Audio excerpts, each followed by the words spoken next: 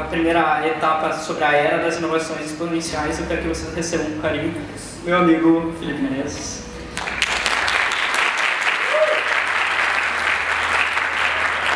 Bom dia, galera. Faz de conta que eu cheguei de novo.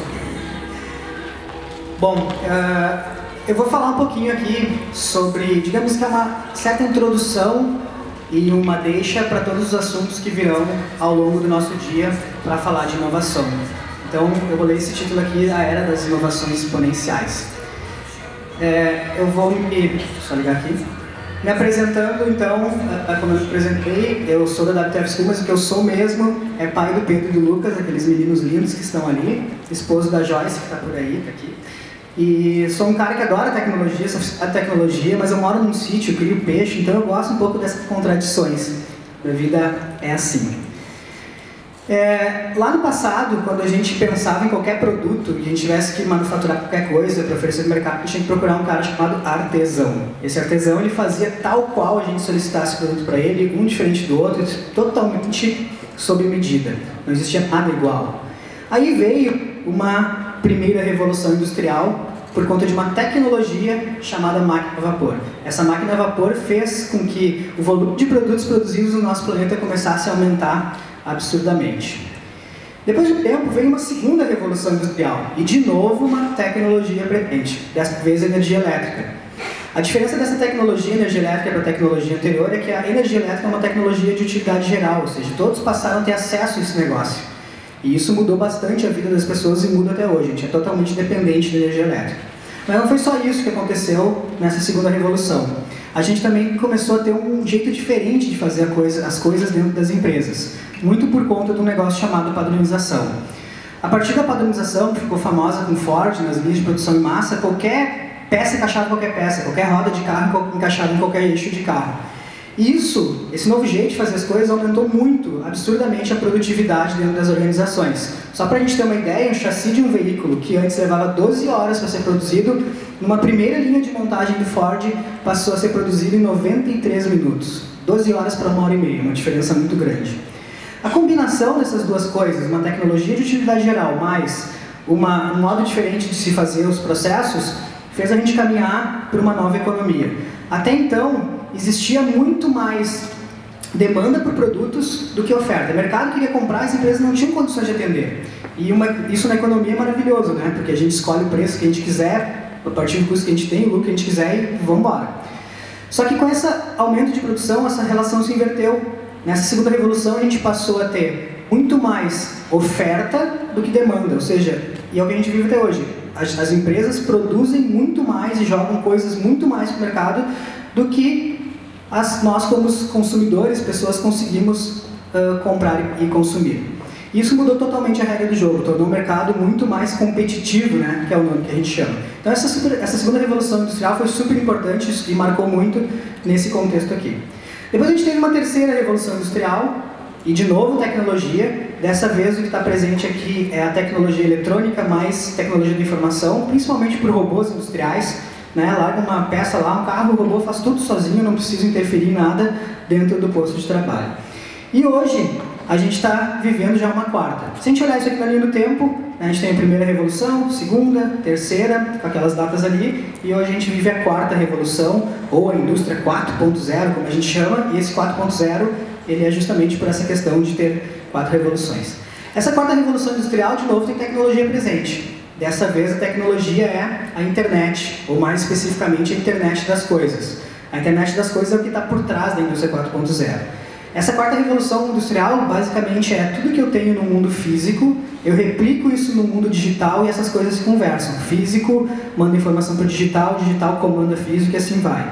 Eu gosto de um exemplo muito comum que é o Waze, né? Não sei quem é que usa o Waze aí, quase todo mundo. Ele é um GPS super diferente dos outros, não pelo jeito que ele faz, mas como ele funciona. Ele consegue entender onde estão cada coisa da internet das coisas, cada coisa se comunica com uma nuvem, gera informação que avisa as outras coisas, aonde tem trânsito, qual é o caminho mais rápido, etc. Pense nisso expandindo para dentro das indústrias, para as cidades e assim por diante. Essa é a quarta revolução industrial. Essa é uma perspectiva da gente ver a evolução, através de 4 revoluções industriais. E eu não sei se vocês têm essa sensação que hoje a gente vive numa era de muitas mudanças. Tudo muda rápido, eu não consigo acompanhar e cada dia tem tecnologia nova, um negócio novo. Quem tem essa sensação, levanta o braço. Tem uma outra forma de enxergar, é que na verdade a gente não vive exatamente uma era de mudança, e sim uma mudança de era.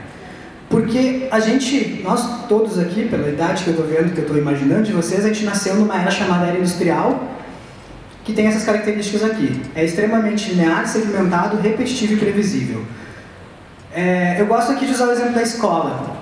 Né? Todo mundo passou pela escola, talvez tenha filho na escola. A escola é extremamente linear, certo? A gente entra na primeira série, depois vai para a segunda, passou, vai para a terceira, depois para a quarta. Tipo, mas eu já sei ler, escrever, faço umas continhas mais ou menos, eu não posso entrar direto na segunda? Pode ou não? Não, não pode. Por quê? Porque é linear. É extremamente segmentado. O aluno está lá na aula de geografia. Aí toca a sirene, tipo da fábrica, vai para a aula de matemática. Toca a sirene e vai para a aula de português. As coisas não se conectam. Repetitivo. Sempre a mesma coisa. Estuda, estuda, estuda, estuda, estuda. Faz a prova, passei. Estuda, estuda, estuda, faz a prova, passei. Se a gente não passa, o que acontece? Volta, retrabalha. O controle de qualidade reprovou, volta para o início do processo e retrabalha esse cara aí. O número de série do aluno é o ano que ele nasceu, que determina quando que ele vai entrar na linha de produção. E isso faz com que esse sistema esteja extremamente previsível. A escola hoje replica o modelo industrial, replica a fábrica, e assim a gente podia usar vários outros exemplos. Só que ao mesmo tempo que a gente está vendo que essa era aqui está indo para o seu fim, a gente já começou uma outra era também, que é uma era chamada digital, onde as características são completamente opostas à anterior. Não linear, conectado, multidisciplinar e extremamente, exponencialmente previsível. Só para ter uma ideia, quem de vocês aí já concluiu os estudos? Levanta o braço. Será? Eu vi que uns foram assim, já deu uma travada. Até a nossa vida a gente sempre tratou de forma linear, né? Fase 1 da vida é estudar. Fase 2, mercado de trabalho, trabalhar, trabalhar. Fase 3, aposentadoria, acabou, fecha a conta, encerrou. Não é mais assim, né? Profissionais hoje que são multidisciplinares, conhecem várias coisas diferentes, é muito mais valorizado do que antes. A gente vive num mundo conectado e isso torna as coisas mais complexas e mais difíceis de se prever do que era no modelo industrial. Numa lógica industrial, as empresas elas fazem o quê? Desenvolvem produtos, lança primeiro que concorrente, esconde isso do mercado, faz patente, eu quero ser o melhor e tal, certo? Só que para fazer produto, a gente pega material, usa músculo e transforma em coisas. E tem uma cacetada de empresa hoje que não está fazendo isso. Eles estão pegando informação, usando o cérebro e transformando em ideias. Ou seja, não tem mais tanto produto envolvido. O que são isso? Isso são criações. E para a gente ter uma ideia disso, empresas super conhecidas aqui, que basicamente não tem produto nenhum, ela é uma ideia, uma criação, é uma empresa da era digital. E aquela bolinha que tem do lado de cada nome, de cada empresa ali, é o quanto que essas empresas valem em bilhões de dólares. Hoje se estima que cerca de 300 bilhões de dólares por ano, mais ou menos, são deixados de fora do PIB, dos cálculos do nosso planeta, por conta desses serviços, que são serviços, mas que a gente não paga. Tipo o WhatsApp, que está ali. Vocês têm, né? Se o Facebook, que é o dono, decidisse hoje, cara, galera, não tem mais WhatsApp, acabou essa parada, usem o Messenger ali do Facebook, é mais ou menos a mesma coisa, vocês vão ficar felizes? A gente ia reclamar para quem? Ah, vou ligar no 0800 lá do WhatsApp e dizer assim, não, eu baixei, é meu, tá aqui no meu celular, tá aqui o ícone, é meu, comprei. Não, mas a gente não comprou, né? É uma empresa que não fatura nada, mas vale muito. Então, essa lógica está mudando. Está mudando porque a gente está vivendo uma economia digital. O que significa ser digital? Esse é um ponto importante. Ser digital significa ter reprodução perfeita a um custo zero com entrega instantânea. Aqui eu curto o exemplo da música, acho que alguns vão se identificar. Quem de vocês usou fita cassete e levanta o braço? Ó, entregando as idades.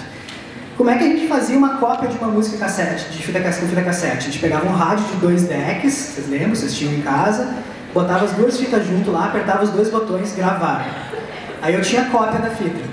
Aí se eu fizesse a cópia da fita, e depois a cópia da cópia, e fosse fazendo cópias da cópia, como é que ficava a qualidade da minha música? Uma merda, né? Desculpe o palavrão, eu falo. Uma porcaria. Como é que a gente copia uma música hoje? Na real não precisa nem copiar mais, né? Tá ali, mas se eu quisesse copiar 2 dedinhos, como é que é? Ctrl+C, Ctrl+V, eu posso copiar quantas vezes eu quiser, vai ficar exatamente igual. Quanto que custava para copiar uma música com fita cassete? Eu tinha que ter a fita cassete, comprar ela, eu tinha que ter um recurso rádio 2DEC que era específico para esse fim, só servia para isso. Eu tinha que esperar o tempo da música, lembram? Faroeste Caboclo ficava lá 11 minutos, a gente parado lá esperando gravar. Isso tinha um custo. Quanto que custa copiar uma música hoje? 0. Ctrl+C, Ctrl+V já era. Como é que eu entregava uma fita cassete para alguém? Quero mandar uma fita cassete para a Coreia. Eu vou lá para aquela fita, embalo, vou num negócio chamado Correios, espero meses, por sorte talvez chegue lá. Como é que a gente manda uma música hoje? Qualquer plataforma, Ctrl+C, Ctrl+V. Então, assim como a fita cassete, tem um monte de coisa mudando. Produtos estão se tornando cada vez mais digitais. Não sei de vocês quem conhece impressão 3D, mas o produto que está por trás de uma impressão 3D, na real, é um arquivo. E esse arquivo ele pode ter reprodução perfeita, custo zero e entrega instantânea, da mesma forma que a música. Essa, por exemplo, é uma impressora feita por alunos da Fevale, onde todas aquelas peças que vocês estão vendo em verde ali são peças impressas por outra impressora. Então aquela peça ali não é peça, o que tem de valor ali por trás é o arquivo daquela peça que eu posso imprimir em qualquer impressora. A gente tem casas digitais, não sei se vocês conhecem esse projeto chamado WikiHouse. WikiHouse é uma casa montada a partir de chapas de madeira, MDF, compressado naval, USB, em máquinas como corte laser ou CNC router, e essas peças encaixadas, elas formam uma casa como vocês estão vendo ali. Esse é um projeto totalmente free. Se vocês botarem no Google WikiHouse, vocês vão achar o site, vocês fazem download dos arquivos, procuram algum lugar que tenha uma máquina dessa para cortar e vocês podem montar uma casa. Vocês podem dizer que saíram do SNCC com a casa própria. Só fazer o download e levar o arquivo para casa aí. Isso gera muita informação, muitos dados, na verdade, que podem ser transformados em informação, e aí surge uma outra área para se estudar, que na área de marcas, marketing é essencial e fundamental, que é trabalhar com grandes volumes de dados, entender, criar estratégias, criar novos produtos, novos negócios, que é uma área que está crescendo pra caramba. A segunda característica dessa era digital, dessa economia digital, é que essas tecnologias que a gente está falando, elas evoluem de forma combinatória. O que significa isso? Eu pego uma determinada tecnologia, faço uma alteração nela, que gera outra tecnologia, que faço uma alteração que gera outra, assim por diante. Aqui eu peguei um exemplo para falar da própria impressão 3D. Se eu imprimo plástico, eu não posso substituir um material plástico, por exemplo, fazer chocolate? Mesmo princípio, 3 eixos se movimentando, entra um material sólido, derrete, cai e bota no formato que eu quis. Então aqui eu tenho, por exemplo, máquinas de chocolate, que já existem há uns bons anos. A Hershey's lançou há 2 anos atrás, comercialmente já uma máquina dessas. Eu posso imprimir casas, talvez vocês já tenham visto na internet vários exemplos de casa. Esse é um exemplo famoso de uma casa na Rússia, que foi produzido em 24 horas. Gerando muito menos resíduo, gerando muito menos transporte, e ela é bem mais obediente que os pedreiros que a gente conhece. Faz exatamente o que está no projeto. Joga metade do material fora. E aí a gente já tá, beleza, troca material, mas a gente tem aqui um outro tipo de impressão que está bombando também, que é a estereolitografia. É o contrário. Aqui a gente tem uma resina dentro daquele recipiente, e imagina que aqui embaixo tem um vidro transparente e uma luz de projeção muito forte. Cada flash que aquela luz dá solidifica uma camada, aquele cabeçote sobe um pouquinho, flash solidifica uma camada, sobe, flash solidifica, sobe, aqui o vídeo está acelerado e como se fosse um passe de mágica, o produto sair de dentro com uma resolução, um acabamento muito melhor que o processo anterior, muito mais rápido que o processo anterior, ainda um pouquinho mais caro que o processo anterior. Isso não é ficção, isso já existe, inclusive a Adidas já está produzindo, ainda de forma experimental, solado de calçado a partir desse tipo de impressão 3D de estereolitografia. Ou seja, eu consigo produzir um par diferente do outro. Eu posso ter lotes únicos, unitário, posso ter lotes de produtos com sola personalizada. Daqui a pouco a gente vai poder fazer upload do nosso solado que a gente quer, com o nosso nome, com um desenho, etc. e tal, e fazer essa produção. Para vocês terem uma ideia, tem uma startup nos Estados Unidos chamada Olo, e eles lançaram uma impressora dessas para fazer via celular. O celular faz a função da luz que vai solidificando o material. Essa caixinha que está aí vai mostrar por dentro como é que funciona daqui a pouco. Esses caras abriram financiamento coletivo no Kickstarter pedindo grana. Eles pediram $80 mil para financiar o projeto. Eles arrecadaram $2 milhões para desenvolver isso. Uma impressora portátil feita a partir do telefone celular. E não para por aí a impressão 3D. No MIT já tem um desenvolvimento de impressão 4D, que é basicamente o seguinte: a gente imprime naquela chapa plana, com uma impressora normal, e em determinados locais, nesse caso, naqueles frisos que tem ali, é depositado outro tipo de material chamado material com memória. Material com memória é um material que, ao receber um estímulo externo, ele muda a sua característica física. Nesse caso, ele está dentro d'água, a umidade faz com que ele se contraia, aqueles frisos ali, e ele de uma chapa se transforma num cubo. Pensem num monte de aplicação que isso tem. Por exemplo, logística. É muito melhor carregar uma chapa aberta do que um cubo que tem ar dentro que só ocupa espaço. E assim outras aplicações. Isso está em laboratório ainda, mas em breve estará no mercado. Então, o que eu quis dizer aqui? Que a gente vai combinando uma tecnologia com outra, combinando, e quando a gente vê, tem um monte de coisa diferente acontecendo, e isso é bem típico da era digital. A terceira característica dessa economia digital, eu quero que vocês peguem um pedacinho de papel, uma folha do bloquinho, pode ser que vocês tenham na sacola de vocês, e que vocês comecem a dobrar ela no meio, assim como eu fiz com a minha aqui, e vão contando o número de dobras que vocês estão fazendo. Por exemplo, a minha já está dobrada 2, eu vou dobrar mais uma aqui, 3, 4, vão fazendo isso.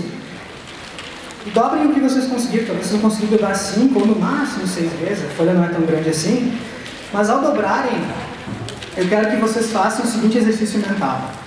Que vocês imaginem, olhem para a espessura que essa folha está, no número de dobras que vocês fizeram, e dobrem ao meio, assim, no meio, depois no meio, depois no meio de novo.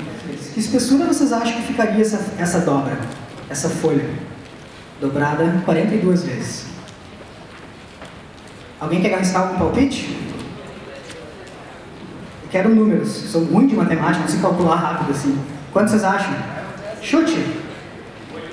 8 milímetros. Quem dá mais? 10 milímetros, ouvi?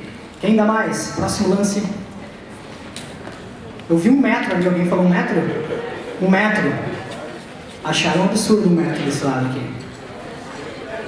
Gente, olha só. Se a gente conseguisse dobrar essa folha mesmo, 42 vezes, a gente fosse ali fora no estacionamento, largasse essa folha no chão, o outro lado da dobra dessa folha encostaria na lua.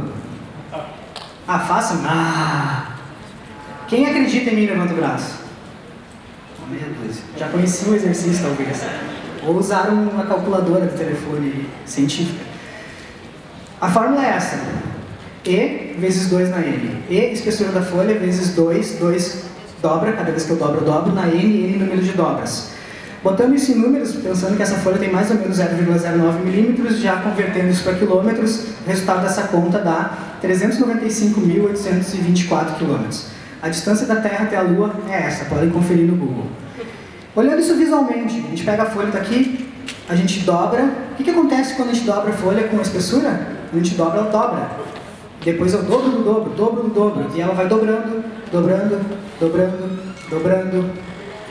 E como esse número aqui, a espessura dela é um pouquinho maior do que a distância Terra da Lua, a gente não ia só encostar, né? A gente ia empurrar a Lua um pouquinho para cima. Por que essa função é uma função chamada função exponencial? E ela é diferente do que a gente está acostumado a pensar. A gente está acostumado a pensar de forma linear, por isso que a gente projeta linear. Centímetros, metros, parece um absurdo, certo? E tem muita coisa evoluindo dessa forma exponencial, bastante coisa mesmo. E essa é uma característica dessas tecnologias, dessa nova economia digital. Olhem para esse mapa mundi aqui e observem a evolução, o crescimento populacional. Cada bolinha daquelas que aparece significam 100 mil habitantes naquela região. Então, cada explosãozinha que dá no barulho que vocês estão escutando ao fundo, significa que uma bolinha daquelas apareceu. E percebam que o relógio está andando linearmente nos anos. Vocês vão começar a identificar ali as épocas e tal, e como é que está o desenvolvimento da população mundial. E observem o cronômetro, o relógio dos anos embaixo ali, junto com o número de bolinhas que aparece.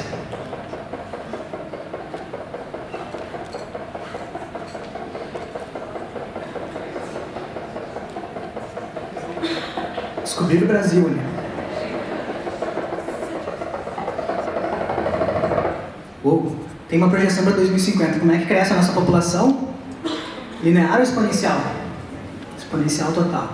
Tem uma outra coisa super importante que cresce de forma exponencial, capacidade computacional. Os computadores, inclusive tem uma lei que foi criada por um cara chamado Moore, a lei de Moore, que diz que os computadores duplicariam a sua capacidade a cada 18 meses. Cada 18 meses é o dobro, depois é o dobro e o dobro. Na real, essa lei nem vale mais, porque já está dobrando mais rápido que isso. Mas para a gente ter uma ideia, hoje qualquer aparelho celular que vocês têm aí no bolso, que a gente tem aqui nessa sala, ele tem mais capacidade computacional do computador que levou o primeiro homem para a Lua. Pensem nisso, vocês têm um computador mais potente do que o computador que levou o primeiro homem para a Lua. Seguindo essa estimativa, se estima que mais ou menos em 2023, mais ou menos, não está tão longe aí, né, gente? A velocidade de processamento de um computador vai ultrapassar a velocidade de processamento do nosso cérebro. E se estima ainda que em 2045, um pouquinho mais à frente, a velocidade de processamento de um computador vai superar a velocidade de processamento de todos os cérebros da humanidade juntos. Eu não estou querendo falar aqui que o computador vai dominar o mundo, que não sei o que, mas, gente, isso vai mudar a nossa vida, já está mudando, concorda com isso ou não? Vai mudar muito. Isso vai acontecer, talvez não seja em 2045, seja antes, seja depois, enfim, mas vai acontecer, porque essa evolução, ela é exponencial. E a gente já está vendo um monte de coisa que é graças à capacidade computacional nessa evolução exponencial. Carros autônomos é um exemplo. Esse aqui é um carro da Google. Como é que funciona o carro autônomo? É um computador, tem uma câmera em cima que gira uma velocidade muito rápida, identifica o que está acontecendo, né, no seu entorno e toma decisões junto com informações de uma série de sensores à sua volta. E ele é capaz de fazer curvas, como apareceu, acho já ali, nos cones, sem bater como se fosse a gente dirigindo. É muito mais seguro, o índice de acidentes de um carro autônomo é muito menor do que nós seres humanos dirigindo. E, inclusive ele não bebe, dirige, ele não usa o WhatsApp quando está no trânsito, e a gente poderia fazer isso se estivesse dentro de um desses. Carros autônomos são realidade já, nos Estados Unidos já tem Uber rodando há mais de 2 anos, inclusive teve um episódio esse ano de um acidente, que se fosse um ser humano dificilmente escaparia daquele mesmo acidente. E o carro autônomo, ele já passou a não ser mais exatamente um carro. Ele é um computador que anda. É uma perspectiva diferente. Se vocês olharem essa propaganda, que é um cara fazendo um test drive, vocês vão ver o comportamento dele, que é o comportamento que a gente tem em relação a novas tecnologias, mas eu quero que vocês observem o painel desse carro. O painel do carro, que está vendo ali agora, ele é um computador. Eu tenho um camarada que estava no Vale do Silício agora esses tempos e ele falou que ele foi pegar, ele alugou um desses para andar, quando ele chegou no dia de manhã do hotel, foi pegar o carro para sair, abriu, entrou. Quando ligou aquela tela ali, aquela tela pareceu totalmente diferente. E aí ele, opa, eu entrei no carro errado, peraí, saiu procurando, olhou, voltou, não, esse aqui mesmo. Aí ele voltou, ligou o carro de novo, apareceu aquela tela diferente do que estava no dia anterior, ele deu umas giradinhas lá, aquele negócio, parabéns, seu carro foi atualizado. Vocês entenderam isso? A gente vai evoluir o carro, porque é um computador que anda. O nosso carro evolui hoje. Como é que a gente faz a atualização do nosso carro? Eu conheço 3 tipos, rebaixa, bota em um filme e bota nas caixas de som. A gente não atualiza o carro, a gente desatualiza. Entenderam a lógica? Isso é possível por capacidade computacional. Realidade virtual também é um outro de um baita de um exemplo, que eu vou deixar para o lado falar mais à tarde. E eu até vou pular esse videozinho que tem aqui. Outra coisa que está evoluindo muito é a área da saúde. Leituras, custo e tempo para fazer leitura de sequências de DNA. Isso está cada vez mais barato, mais rápido. Nos Estados Unidos tem serviços para isso, existem vários outros, eu trouxe um exemplo aqui, de serviços onde é possível ler DNA e RNA. RNA diz a situação atual do corpo, e poder, por exemplo, identificar pessoas em torno do planeta que têm similaridade de DNA comigo, que pode ser um possível parente distante, que pode ser um possível forma de conseguir um visto, achar uma herança, ou um transplante, achar alguém que é comum, um órgão para ser doado. É possível fazer predições de probabilidade que tem de se ter alguma doença, e a gente pode começar a tratar a nossa saúde e a medicina de uma forma muito mais preventiva do que corretiva, como a gente trata hoje. Isso vai fazer, muito provavelmente, que a gente viva mais e melhor. Máquinas inteligentes, inteligência artificial, robôs, etc. é outra realidade. Esse é um robozinho da Honda chamado Asimo, que ele tem uma série de características, ele trabalha, né, entre aspas, na sede da Honda no Japão, onde ele recebe as pessoas na entrada, ele pergunta o nome, se ele não conhece, se ele já tem reconhecimento facial, se ele sabe quem é, ele já chama pelo nome, se não ele memoriza, ele não bate em ninguém, não é rebelde, e é uma realidade. Ele até apareceu na última Copa, numa reportagem que circulou o mundo inteiro. Está dando umas falhas. Tem outro aí, Cris, será? E ele apareceu na Copa, na última, fazendo um passe, batendo bola com o Barack Obama. Ele caminha meio estranho, como vocês podem ver, tipo modo dor de barriga, assim. Mas acho que eles vão melhorar isso. Tem um outro computador famoso, que é o Watson, da IBM. À tarde a gente vai ter o Enio aqui palestrando, que eu vou deixar também para ele falar mais disso, mas o Watson ficou super famoso por ganhar um jogo de perguntas e respostas, e que na ocasião ele ganhou dos 2 maiores campeões desse jogo, e ele tinha exatos 7 anos de idade quando ele fez essa façanha. Um computador que aprendeu artificialmente por 7 anos, se a gente for comparar isso com nós, seres humanos, uma criança de 7 anos, venceu num jogo de alta complexidade cognitiva os 2 maiores campeões desse negócio. Já existem diversos produtos. Esse é um produto bem bacana que usa o Watson, que se chama Cognitoy. Eu gostaria que vocês conhecessem. Hi, my name is Lily. Hi, Lily. Nice to meet you. How far is the moon? The moon is about 250,000 miles. That's a lot. What is 2 plus 2? 4. Awesome job, Grayson. What is the speed of light? The speed of light is 186,000 miles per second. Can you count to 6? 1, 2, 3, 4, 5, 6. Super. Tell me a knock-knock joke. Knock knock. Who's there? Lettuce. Letters who? Lettuce and it is freezing outside. My favorite color is orange. Okay, I'll try to remember. Your favorite color is orange. See you later, alligator. Well, crocodile. Tell me a story. How about we make a story together? Gente, até mais crocodilo, até logo, jacaré, vocês entenderam isso? Vocês viram que ele é um dinossauro, né? Isso foi sarcasmo, ironia, isso computacionalmente é super complexo de fazer e um brinquedinho de $100, super acessível, já possui essa tecnologia. Aqui é o Lucas brincando com o que eu tenho, obviamente ele não fala inglês, né? Ele fica falando qualquer coisa, o dinossauro responde qualquer coisa e eles se divertem. E existem hoje outras tecnologias super acessíveis que usam inteligência artificial no próprio celular, como o Google Home, a Amazon Echo, etc. e tal. Então a gente tem uma porrada de tecnologias, trouxe alguns exemplos, são consideradas exponenciais, que podem ser classificadas de várias formas. Aqui eu trouxe uma que é inteligência artificial e robótica, biologia sintética e medicina, fabricação digital e nanotecnologia e sistemas computacionais e rede. Hoje então a economia é digital, exponencial e combinatória. Essa combinação das coisas faz com que isso tudo no nosso cenário esteja mudando.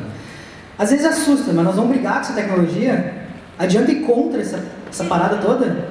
Vamos ganhar? Não, não adianta. O que a gente tem que fazer é jogar junto, vamos usar isso a favor da gente, vamos usar isso para a nossa vida, né? Vamos jogar junto com essa tecnologia. Afinal de contas, a gente já joga junto com a tecnologia. A gente tem um negocinho que tem no bolso, todo mundo tirando foto, anotando, usando Pox, etc., que é uma tecnologia que não estava presente há muito tempo atrás, que faz parte hoje quase que do nosso corpo. Então, a tecnologia sempre fez parte e vai fazer, a gente não precisa se assustar com isso. Olhem para esse vídeo aqui, da esquerda. Esse vídeo aqui é do Ford Modelo T, do Henry Ford, quando ele lançou esse negócio. Sabe o que as pessoas diziam para o Ford, quando ele quis lançar o Ford Modelo T, o primeiro carro popular? Diziam assim: Ford, as pessoas não querem carro, as pessoas querem cavalos mais velozes. Pensa no cavalos mais velozes. E o Ford, teimoso, ele queria botar carro no negócio, as pessoas apavoradas: carro, não, eu quero cavalo, né? Imagine isso. O Ford fez uma propaganda para mostrar que sim, os carros conseguiam andar no mesmo solo que os cavalos, passar no barro, passar nos buracos, passar dentro d'água, e foi aí que ele fez esse vídeo. E há um tempo atrás eu estava assistindo um vídeo e achei esse robozinho aqui da Dynamic Robots andando na neve, e quando ele deu uma escorregada, que vocês vão ver aí, eu na hora me lembrei do vídeo da esquerda. E eu pensei, cara, isso é a mesma coisa. Vocês concordam que esses vídeos são iguais? O que está acontecendo na esquerda é o que está acontecendo na direita. Agora ele vai dar escorregada. Quando ele dá essa escorregada, provavelmente fosse... não caiu. Se fôssemos nós, era no mínimo um tornozelo torcido ou uma perna quebrada. O que está na direita é o que aconteceu lá na esquerda com Ford há quase um século atrás.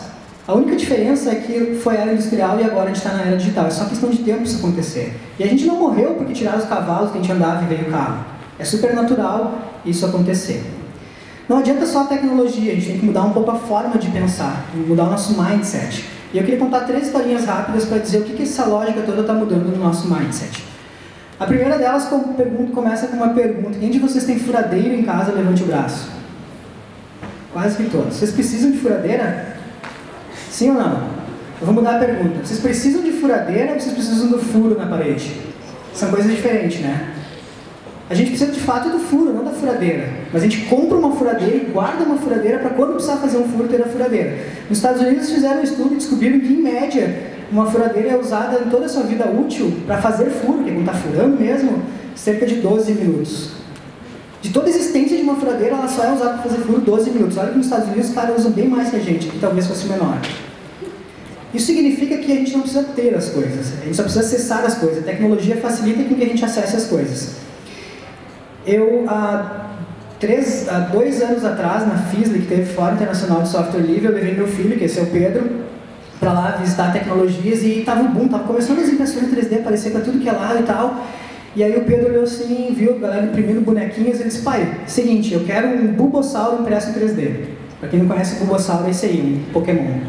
Aí eu, beleza, Bulbasaur impresso em 3D. Eu disse, cara, não tenho a mínima ideia como é que modela, não tem software de modelagem, não tem impressora 3D, não faço a mínima ideia quem tem impressora 3D.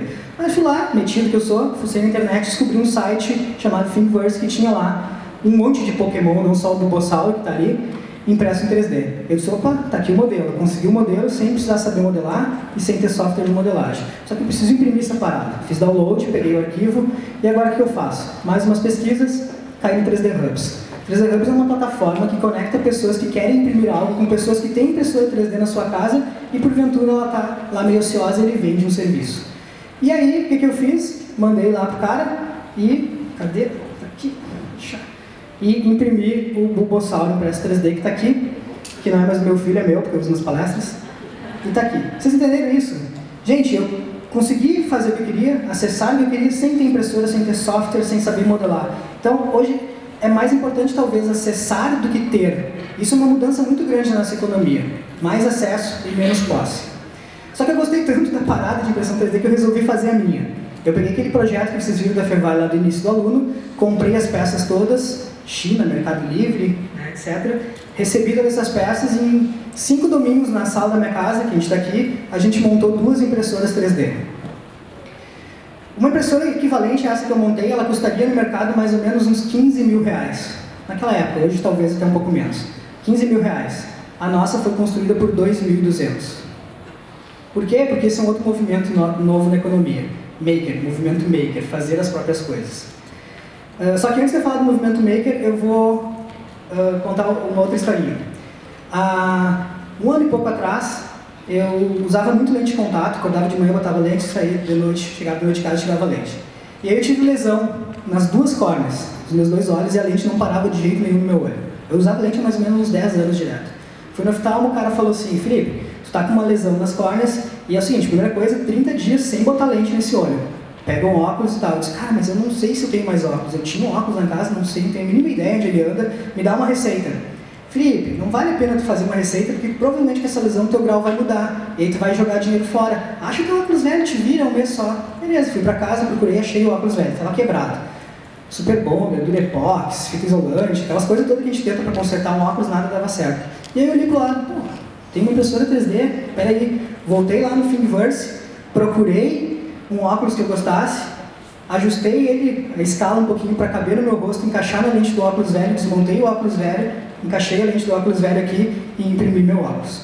Então o meu óculos, ele é impresso em 3D, custou mais ou menos uns 2, 3 reais de matéria-prima. Ah tá, pergunta, por que dessa cor? Porque só tinha essa matéria-prima no dia e ele ficou. E aí ficou verde, até perguntei para a Joyce, sai com esse óculos verde na cara, se não der nada, ninguém vai, e aí ficou, eu estou 1 ano usando meu óculos impresso. Isso é um movimento chamado Maker, cultura Maker, que está mudando também a economia. Hoje está muito mais tranquilo a gente fazer as nossas coisas, ter acesso à informação e tecnologia para desenvolver nossos próprios produtos, nossas necessidades. Uma cultura, um espaço Maker, ou cultura Maker, movimento Maker, são espaços em que pessoas de diversas áreas realizam projetos de fabricação digital de forma colaborativa. Lembra as características da era digital? Multidisciplinaridade, colaboração, conexão. É o que está acontecendo hoje. Existem vários tipos de espaço makers. O mais conhecido deles são os Fab Labs, laboratórios de fabricação digital, que existem vários aqui já no estado, em universidades. Isso aqui é um mapa de Fab Labs de 2016. E em 2017 já não cabia mais bolinhas nesse mapa aqui. E aí eu fiz uma pesquisa no Trends para entender como é que estava esse movimento. E a gente pode ver que o interesse por esses temas está crescendo de forma linear ou exponencial? Exponencial total. Esse aqui é um cara que desenvolveu foi o cara que conseguiu hackear o primeiro iPhone, né, fazer a pirataria, mas eu estou falando dele porque ele tem um projeto, que até não sei se ainda existe, parece que estava meio... que ele desenvolveu um kit para utilizar em carros comuns, câmbio automático, direção elétrica, comum americano, que transforma um carro comum em carro autônomo. Ele instala um computadorzinho no porta-mala, bota um sensor, umas câmerazinhas, e ele conseguiu fazer isso, esse kit, para transformar um carro comum em carro autônomo por $1.000. Gente, $1.000. Movimento Maker. Essas coisas estão acontecendo cada vez mais forte. A outra historinha, eu não vou contar, vou deixar para a Dobra contar, mas ela fala de modelos abertos de colaboração, deixo para eles à tarde, eu uso eles como case na minha palestra, como eles vão estar aqui e eles mesmos falam deles. O que eu quis contar com essas 3 historinhas, mesmo que eu não tenha contado a última, é que hoje o mindset que a gente tem que mudar, na minha visão, usando essas tecnologias, é pensar em menos acesso, menos posse, mais acesso, é ser muito mais maker, fazer as próprias coisas e ser muito mais colaborativo, e a tecnologia, do jeito que ela evolui hoje, ela nos permite fazer isso. Um exercício com vocês que é o seguinte: vocês vão levantar a mão, vai aparecer uma lista de empresas. Quando aparecer a empresa, se vocês conhecem essa empresa, vocês mantêm a mão levantada. Se vocês não conhecem, vocês baixam. Se baixou, não pode mais levantar, certo? Mão para cima todo mundo. Conheceu, fica. Não conheceu, baixa. Baixou, não levanta mais. Apple, Google, Coca-Cola, Microsoft, IBM, Toyota, Samsung, General Electric, McDonald's, Walmart. Parabéns. Aí eles falaram, o pessoal do SNCC é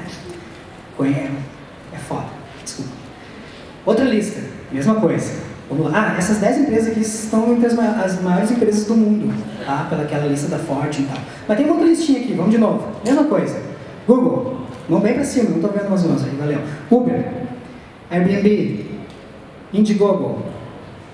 Perdemos vários soldados. Tumblr, baixou, não levanta mais. Reddit, nossa, sobrou alguns. GitHub, Quirk, 2, 3, Etsy, Kaggle. Opa! Gente, essa daqui, deixa eu voltar, essa aqui não são as maiores empresas do mundo, mas são as empresas mais exponenciais. O que são empresas exponenciais? São empresas diferentes de uma lógica tradicional. São empresas que foram decidiram estudar essas empresas por um comportamento de mercado que elas tinham, que era uma evolução, um crescimento exponencial. Eu trouxe como exemplo aqui o mercado hoteleiro.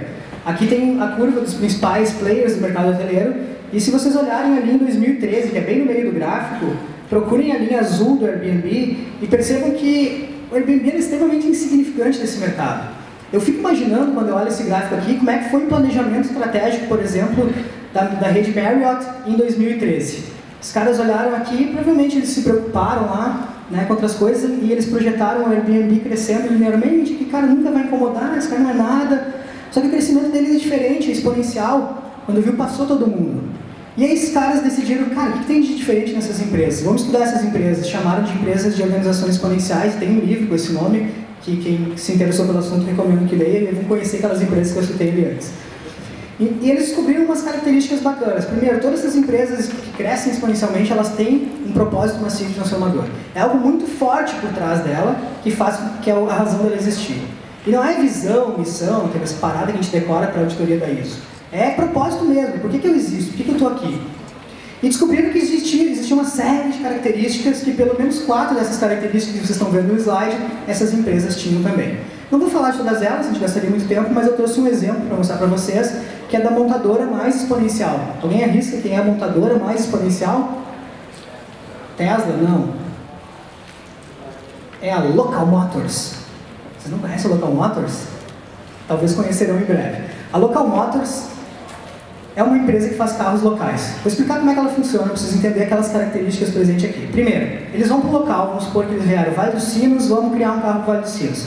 Eles fazem um briefing na cidade para entender quais as características de produto, de uso, de comportamento das pessoas, para desenvolver um carro para aquele local. Entende na cidade, na região e da comunidade o que é necessário para um carro para eles. Após isso, eles vão criar uma lista de especificações, de características que esse veículo tem que ter, né, de uma forma bem técnica. Aí eles precisam depois de como é que vai ser o design desse carro. E aí eles vão para a comunidade, perguntam para a comunidade, ei, designers dessa comunidade, alguém quer projetar o carro para o seu local?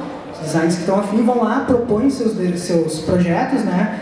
E isso vai para um site da própria empresa, onde é votado pela própria comunidade e é escolhido o designer que eles acharam mais bacana. Esse é o que vai entrar em produção. Feito isso, eles montam uma mini fábrica no local. Essa mini fábrica eles alugam um pavilhão, vão lá, contratam trabalhadores locais, desenvolvem fornecedores locais, contratam serviços, isso gera muito menos logística, muito mais sustentável, gera menos desperdício. E essa fábrica é montada, gera emprego, gera um monte de coisa. E além disso tudo, quando eles fazem a montagem final do veículo, o cliente participa da montagem. Eu esqueci de comentar que eles trabalham com pré-venda. Então, quando eles definem que vão fazer o veículo, primeiro eles fazem a venda para depois startar esse processo da fabricação aqui. Feito isso, o cliente participa em 2 finais de semana estendido. Sexta, sábado, domingo, ele vai lá e participa de algumas operações de montagem do veículo que ele já comprou. Então, ele está comprando um veículo que foi feito para a comunidade dele, que talvez tenha um parente dele que fez o design, talvez tenha um amigo que trabalha na empresa, talvez tenha alguém que conhece, que vende algum serviço, e eu ainda fui lá e montei uma parte do meu carro. Detalhe, eles só produzem 2.000 unidades em cada local. Ah, mas eu queria, todo mundo tem, agora eu fiquei a fim de ter o meu, beleza. Fica disponível para download o projeto do carro e vocês podem continuar. O local pode continuar com aquele ecossistema de fabricação, porque a fábrica está ali, as pessoas estão ali, os serviços estão ali, as pessoas estão capacitadas e ela pode continuar produzindo por conta própria. Entenderam a abordagem? Completamente diferente de uma lógica das montadoras tradicionais que a gente costuma ver. O propósito deles é esse aqui. Nós não nos limitamos às melhores ideias que podemos ter. Construímos com as melhores ideias que o mundo tem a oferecer. Ou seja, uma lógica muito mais aberta, muito mais colaborativa e tem uma série de características das organizações exponenciais. Esses são os caras que estão crescendo bastante. O que o futuro nos reserva? Não sei, é difícil a gente fazer previsões. Agora, eu sei que o que vai influenciar isso são essas novas tecnologias, principalmente as que crescem exponencialmente, que são um drive muito importante para o que está acontecendo. Eu sei que a gente precisa mudar a forma de pensar, nosso mindset tem que ser um pouquinho diferente nessa nova lógica e que as organizações têm que se reinventar, tem que pensar diferente, mudar seus processos, mudar seu jeito de ser para continuar na luta. Às vezes parece uma grande ameaça. Sei que se alguém de vocês está com esse sentimento, ferrou, um monte de coisa mudando, não tô meio por fora desse negócio todo, mas eu prefiro olhar isso aqui muito mais com olhos de oportunidade. De que a gente está vivendo isso, a gente está construindo isso, a gente faz parte dessa transformação e a gente pode direcionar essa transformação toda para aquilo que a gente quer. Eu acho que esse é o papel de pessoas como vocês que estão dedicando um dia para estar aqui, para buscando conhecimento, para usar isso de alguma forma, se sentir protagonista dessa mudança que está rolando no mundo e ajudar a fazer parte desse negócio. Eu termino minha palestra com uma frase meio clichê nesse meio, mas que eu acho sensacional, que é do Toffler, que diz que os analfabetos do próximo século não são aqueles que não sabem ler ou escrever, mas aqueles que não sabem aprender, desaprender e reaprender. Gente, se tudo muda tão rápido, a única certeza que eu tenho é que eu tenho que saber aprender rápido.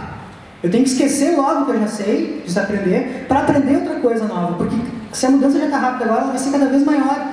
E não adianta a gente querer saber tudo e se prender às velhas regras, os velhos conhecimentos. A gente tem que aprender a desaprender e reaprender. Tá num ciclo contínuo. Talvez essa seja a principal habilidade que a gente tem que desenvolver para essas mudanças que a gente está vivendo. Aqui está meu cartão, que é digital, funciona assim, vocês pegam a câmera e batem uma foto, e vocês têm ele no telefone de vocês. Obrigado, espero que vocês tenham curtido e estou aberto a perguntas aí. Valeu!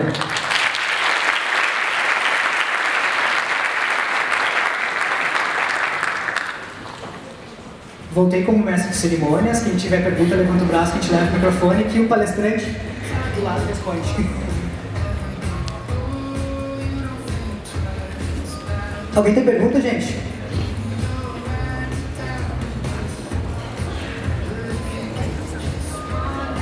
Ali, gente, quem é que tá comigo? Tá, beleza. Alô? Oi, parabéns. Muito legal. Uma grande questão que eu pergunto é o seguinte: na minha opinião, o grande desafio atual é a mudança de mindset. As tecnologias estão presentes e acho que a mudança nas organizações é uma decorrência da mudança de mindset, e quem faz as organizações são as pessoas. Então, o que tu teria a dizer especificamente sobre isso, se possível, com relação à mudança de mindset? Porque a mudança de mindset é muito grande. A gente ainda, pelo menos eu, a gente pensa muito do jeito antigo. Com relações contratuais, com questões trabalhistas, tudo que a gente... se tu puder falar um pouco mais sobre isso, porque eu acho que esse é o grande desafio. E a mudança de mindset não é a gente fingir que entendeu, é mudar mesmo. né? Um comportamento muito intrínseco, muito enraizado, desde que a gente nasceu, e que acho que esse é o grande desafio. Se puder comentar um pouco mais sobre isso. Mas realmente, parabéns pela palestra, muito legal. Obrigado. Cara, concordo. É o mais difícil, talvez, isso tudo, e também concordo que mudar as organizações é a decorrência da nossa mudança de mindset. E é bem difícil mesmo. A gente pode pegar como exemplo a greve que teve recentemente, né, dos caminhoneiros, que impactou todos nós. E, no primeiro momento, o principal comportamento que gerou na nossa população foi um comportamento de escassez, que vai faltar comida, vai faltar gasolina, vai faltar tudo, e as pessoas desesperadas buscando tudo. E eu, inclusive, eu cheguei a falar para minha esposa, Joyce, vai ficar sem gasolina, como é que vai levar as crianças para a escola? Vai lá e enche o tanque.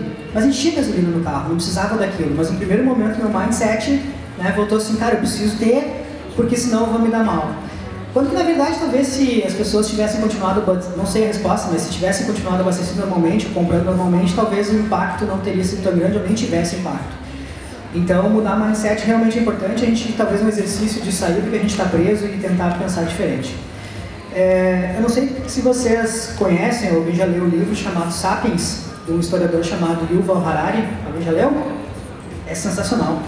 E talvez de tudo que fala naquele livro, de conta história, de por que a gente é hoje o animal que domina o planeta, nós seres humanos somos o animal que domina o planeta, ele traz, tentar ser objetivo, que ele traz isso comparando, dizendo que o ser humano hoje, o Homo sapiens, ele domina o planeta porque ele tem a capacidade de colaborar em grandes volumes de pessoa, em grandes massas, né? Por exemplo, as abelhas ou as formigas, elas trabalham, elas se organizam em grandes volumes, mas não de forma flexível, né? Não vai ver uma abelha querendo tirar a rainha do trono para assumir o poder, uma formiga mudando os métodos para ser mais produtiva, não rola isso. Por exemplo, os chimpanzés, eles conseguem trabalhar com grande flexibilidade, mas não em grandes grupos. Não vai ver um monte de chimpanzé indo no show de rock civilizadamente. Mas nós, seres humanos, a gente consegue colaborar em grandes grupos de forma flexível. Por que a gente consegue fazer isso? Porque a gente tem um negócio chamado imaginação, e a imaginação nos faz com que a gente crie realidades. Então, eu contei essa historinha para dizer que, cara, a gente tem a capacidade de criar realidade. Basicamente, tudo que tem no nosso planeta é criação nossa. Tanto coisas físicas, como a gente está vendo aqui, quanto mindset. Por exemplo, se a gente pensar dinheiro. O que é dinheiro? Dinheiro existe. Quando a gente morrer e cortarem a gente no meio, alguém vai encontrar dinheiro no nosso corpo? Vai encontrar direitos humanos? Vai encontrar competitividade? Não. Vai encontrar osso, carne, órgãos e tal. Isso tudo é uma realidade criada pela gente. Eu acho que quando a gente começa a entender isso, que tudo que tem no nosso mundo a gente que cria, pode nos ajudar a entender que a gente pode causar mudança e pode mudar o mindset. Na realidade, a gente pode mudar qualquer coisa, né? Não sempre é fácil, porque tem todo um sistema já de uma realidade combinada entre todos. Sei lá, dinheiro talvez é um baita do exemplo. Como é que a gente aceita trocar um pedaço de papel por alguma coisa, né? Porque se convencionou que aquilo tem um valor, etc. Agora dá uma nota de $100 para o macaco em troca de uma banana para ver se ele vai fazer alguma coisa contigo. Por quê? Porque é uma realidade criada.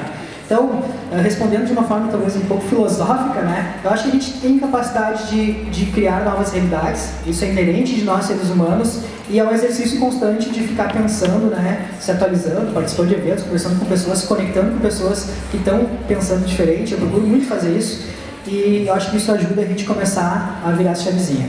Mas não é virar a chave, ela é devagar, assim. Respondi? Mais alguém? Felipe, tudo bem? Eu sou o William.